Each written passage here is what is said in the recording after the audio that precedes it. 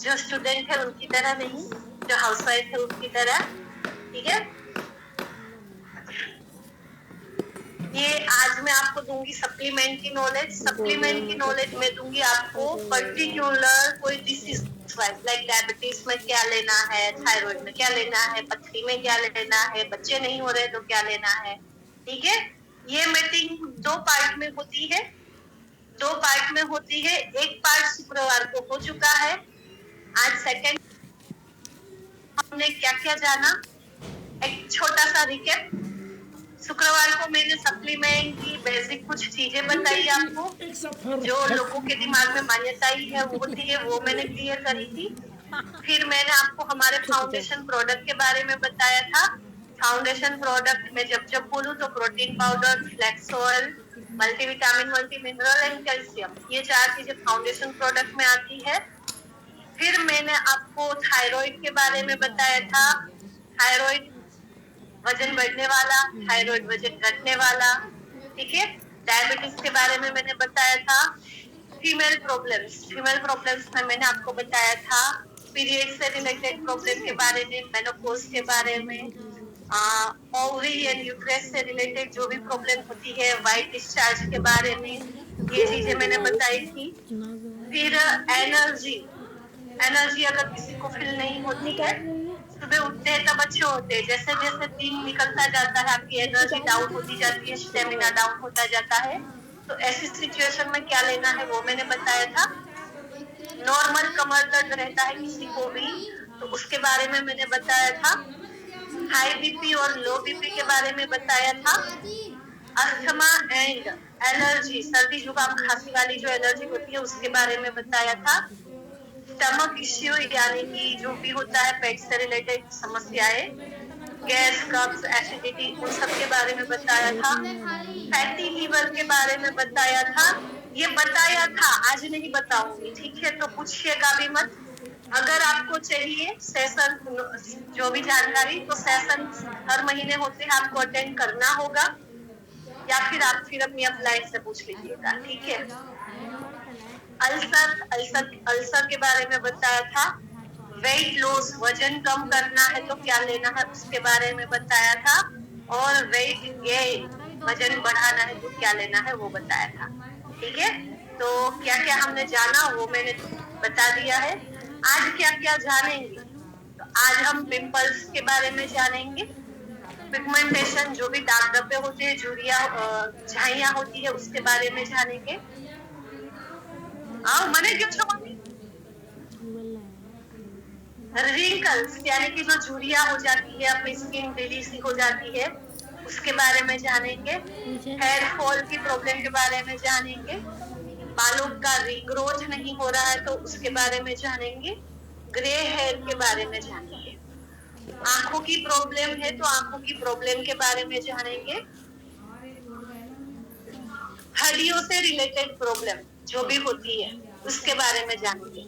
हड्डियों से related problem क्या क्या होती है, तो एक तो सर्वाइकल होता है, सर्वाइकल, वो ज्वाइंट पेन यानी कि जो घुटने दर्द करते हैं, ये छोटे छोटे जो ज्वाइंट्स होते हैं, कलाइयां दर्द कर गई, ये जो शोल्डर पेन कर जाते हैं, उसके बारे में जानेंगे, ठीक है। साइटिका के बारे में जानेंगे। तो ये सारी हड्डियों की प्रॉब्लम है तो उसके बारे में। दांत और मसूड़ों से रिलेटेड जो प्रॉब्लम होती है उसके लिए जानेंगे। मसल्स दर्द करते हैं अगर, तो उसके बारे में, जो क्रैम्प्स हो जाते हैं उसके बारे में जानेंगे। वेरिक्स यानी कि जो वेरिकोज वेन्स होती है ना, हमारी जो नसें दिखती है, मानो कि ये नस दिख रही है, ये काली सी पड़ जाती है, ब्राउन सी हो जाती है, ऐसे जो हो जाती है, उसके बारे में जानेंगे। फिर भूख नहीं लगती है तो उसका इलाज जानेंगे। लिवर और किडनी से रिलेटेड जो प्रॉब्लम है उसके बारे में जानेंगे। स्टोन यानी कि पथरी के बारे में जानेंगे। पाइल्स यानी कि बवासीर के बारे में जानेंगे। एडिक्शन यानी कि अगर किसी को भी किसी तरह की नशे की आदत है तो उसके बारे में जानेंगे। मुंह में छाले रहते हैं ज्यादातर तो उसके बारे में जानेंगे। हार्ट के बारे में जानेंगे। हाइट बढ़ाने के बारे में जानेंगे। पीसीओडी, पीसीओएस, अनफर्टिलिटी, प्रेगनेंसी कंसीव नहीं हो रही है, उसके बारे में जानेंगे। प्लेटलेट काउंट्स अगर कम हो जाते हैं तो उसके बारे में जानेंगे। बच्चों की ग्रोथ के बारे में जानेंगे। माइग्रेन इश्यू है तो उसके बारे में मैं बताऊंगी। कैंसर है अगर किसी भी तरह का तो उसका बताऊंगी। आंख और कान की प्रॉब्लम के बारे में बताऊंगी। पैरालिसिस, अगर किसी को कोई पैरालाइज है तो उसके बारे में बताऊंगी। अगर कहीं पे भी कोई भी नस ब्लॉक हो गई है तो उसके बारे में बताऊंगी। कहीं पे भी गांठ हो चुकी है, गांठ है, चाहे बाहर दिखती हो ऐसी या फिर इंटरनल किसी ऑर्गन के अंदर जो दिखती नहीं है, सिर्फ एक्सरे या सोनोग्राफी के थ्रू ही पता चलती है, कोई सी भी गांठ है उसके बारे में मैं बताऊंगी। प्रेगनेंसी में और फीडिंग कराती मदर को क्या लेना है वो बताऊंगी। स्किन प्रॉब्लम की जो एलर्जी होती है, लाइक एक्जिमा हो गया, सोरियासिस हो गई, तो उसमें क्या लेना है वो बताऊंगी। हाइपर एक्टिविटी है अगर तो उसमें क्या करना है वो बताऊंगी। और डिप्रेशन में आपको क्या लेना है वो बताऊंगी। ठीक है, तो आई होप जिन लोगों को ज्वाइन करना था वो सब आ गए हैं। ठीक है, तो अब हम स्टार्ट करते हैं अपना सेशन। आज हम स्किन से रिलेटेड प्रॉब्लम के बारे में जानेंगे। तो एक जानी मानी प्रॉब्लम होती है स्किन की, वो होते हैं पिंपल्स, एक्ने, है ना। मुहासे, खिल मुहासे, तो उसमें क्या क्या लेना है? उसमें हमारे जो स्किन केयर के प्रोडक्ट है ना वो तो लेने ही लेने। स्किन केयर में जो लवली मैम सेशन देती है तो उसमें क्या प्रोडक्ट लगते हैं वो स्किन केयर के लवली मैम बताती है, मैं यहाँ पे सप्लीमेंट बताऊंगी। ठीक है, तो आपको स्किन केयर का डीप नॉलेज 5:30 बजे ही होता है, लास्ट वीक में था और वापिस से होगा भी। हर महीने होते हैं ये डीप नॉलेज वाले, तो स्किन केयर का उसमें पता चल जाएगा। मैं सप्लीमेंट बताऊंगी। सप्लीमेंट लेना है आपको detox, flax oil, flax oil,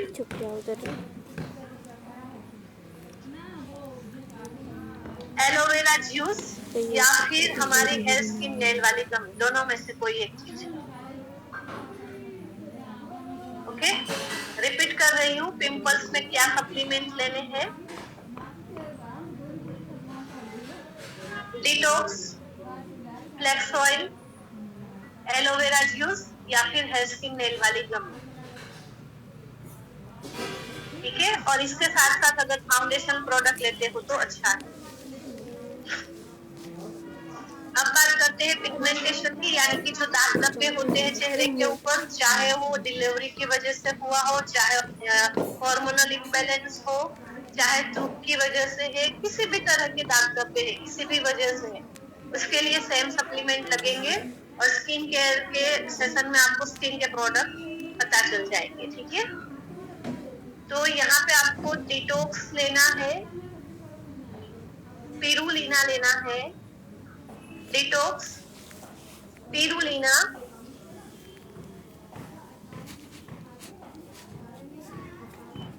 aloe vera juice और गमी, हेयर स्किन नेल वाली गमी। साथ में फाउंडेशन प्रोडक्ट ले सकते हो आप, फाउंडेशन प्रोडक्ट ले सकते हो। रिपीट कर रही हूँ, detox, spirulina, aloe vera juice and gummy. ठीक है, अब बात करते हैं झुर्रियों की। जो यहाँ पे झुर्री हो जाती है, यहाँ पे झुर्री हो जाती है, झुर्री यानी कि ऐसे जो स्किन में झुर्रियां पड़ जाती है ना, वही। ठीक है, इसके लिए 3 बहुत बेहतरीन प्रोडक्ट है जो आपको लेने होते हैं। टर्मरिक की टेबलेट,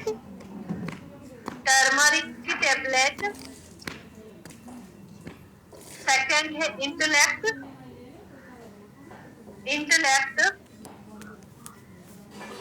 थर्ड है प्रोटीन पाउडर।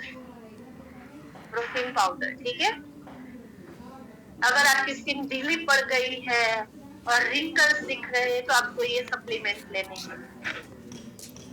गमी हमारी हेयर और स्किन और नेल के लिए अलग से ही आती है, वो वाली गमी लेनी है, ठीक है। स्किन के प्रॉब्लम में और बालों के प्रॉब्लम में हेयर स्किन नेल वाली गमी आती है, वो ब्लू रेपर वाली, ब्लू कलर वाली गमी, इसकी जार है वो ब्लू कलर की है, ऊपर कागज। अब बात करते हैं हेयर फॉल का। अगर आपका हेयर फॉल हो रहा है, देखो हेयर फॉल किससे कहते हैं वो पहले समझना होगा। आप कॉम्ब कर रहे हो और एक दो बाल आ गए तो वो हेयर फॉल नहीं है। अगर आप ऐसे कर रहे हो और पूरी की पूरी लटें आ जाती है ना, तो वो हेयर फॉल है। अगर आप कॉम्ब कर रहे हो और पूरा आपका जो कंघी है वो बालों से भर जाता है तो हेयर फॉल है। आप जब भी बालों को वॉश करते हो और जो जाली है पानी जाने की, वहां पे गुच्छा जम जाता है तो वो हेयर फॉल है। आप कंघी कर रहे हो और नीचे बिछ जाते हैं, है ना, फूलों की सेज बिछती है वैसे बालों की सेज बन जाती है तो हेयर फॉल है, ठीक है। तो उस सिचुएशन को आप हेयर फॉल बोलोगे।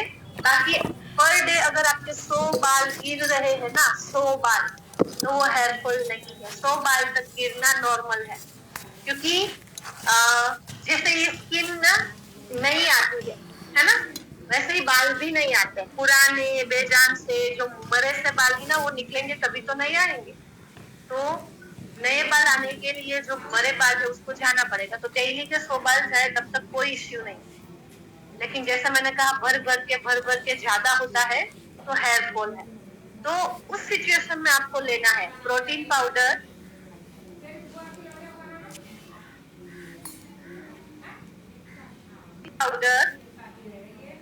मल्टीविटामिन मल्टीमिनरल,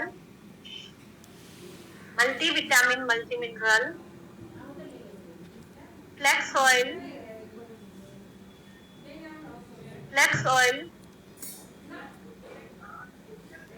नोनी या फिर डिटॉक्स, दोनों में से कोई एक चीज, नोनी या फिर डिटॉक्स,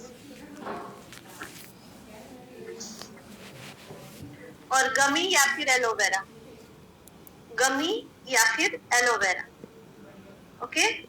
इसके साथ साथ आपको ट्रीटमेंट ऑयल लगाना है। बहुत अच्छा रिजल्ट मिलता है अगर आप इसे ट्राई करोगे ना। तो आप मेरे बाल ही देख सकते हो। आप ना मेरी अपलाइन को और मेरे साथ जो स्टार्टिंग से जुड़े हैं ना वो लोगों को पूछ सकते हो। जब मैं स्टार्टिंग में मीटिंग में दिखती थी ना तो मेरे बाल बंधे हुए रहते थे, है ना। मैं पोनी भी नहीं बनाती थी, क्योंकि ये जो वॉल्यूम आज दिख रहा है ना, हम चोटी बनाए ना, चोटी, तो चोटी की जो एक लट होती है ना उतने ही पूरे हेयर थे मेरे, ठीक है, पूरे बाल पूरे सिर के उतने ही थे।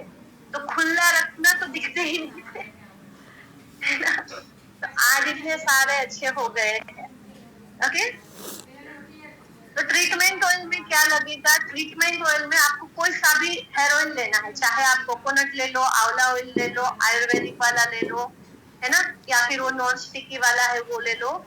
100 ml लेना है, 100 ml ऑयल। उसके अंदर 15 ml टी ट्री ऑयल डालना, 15 ml tea tree oil, 5 capsule 5 capsule 5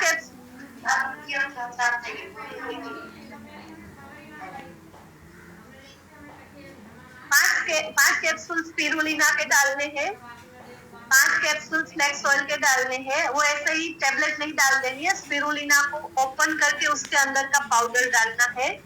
flax oil की जो कैप्सूल है उसको पंक्चर करना है सुई से या सेफ्टी पिन से, फिर उसके अंदर का ऑयल डालना, ठीक है।